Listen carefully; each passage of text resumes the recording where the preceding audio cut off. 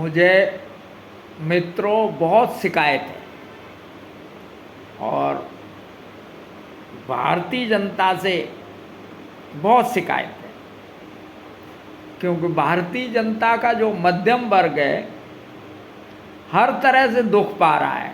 राजनीतिक भी चूस रहे हैं और धर्म से जुड़े लोग भी उसे चूस रहे हैं, लेकिन फिर भी आपकी आंखें नहीं खुलती। आप फर्जी बाबाओं को, कथावाचकों को, योगियों को बहुत सम्मान देते हो और बहुत पैसा देते हो। मुझे बहुत दुख होता है कि ये किसी काम के नहीं है।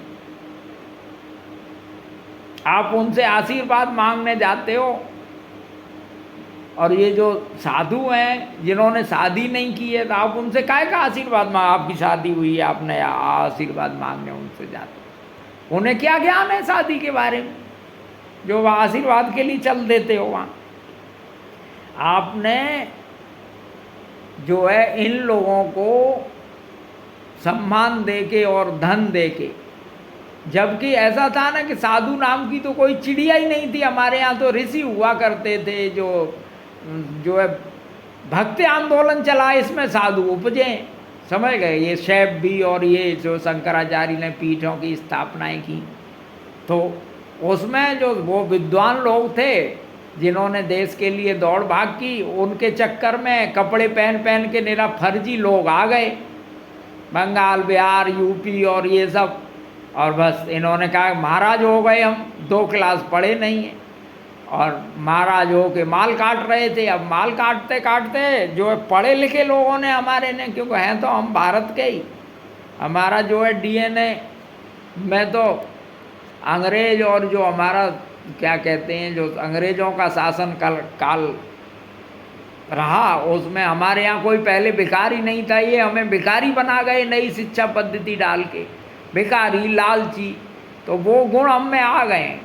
तो हमारे यहाँ के IITians, IAS ये जो है छोड़ के बाबाओं का धंधा करने लगे, समझ गए। अभी एक नाद योगी बन के आया है विभूश्री, IIT किया है बॉम्बे से, अपनी वो डिग्री भी दिखाता है, समझ गए।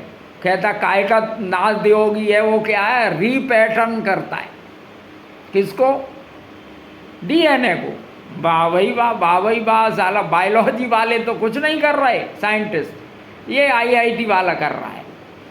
कुछ नहीं है, ये सब फर्जी लोग हैं, समझ गए। चाहे वो IITian हो, चाहे IAS हो, ये जो जिन संस्थानों से पढ़ते हैं वहाँ का भी कुछ नहीं करते और न किसी का, समझ गए।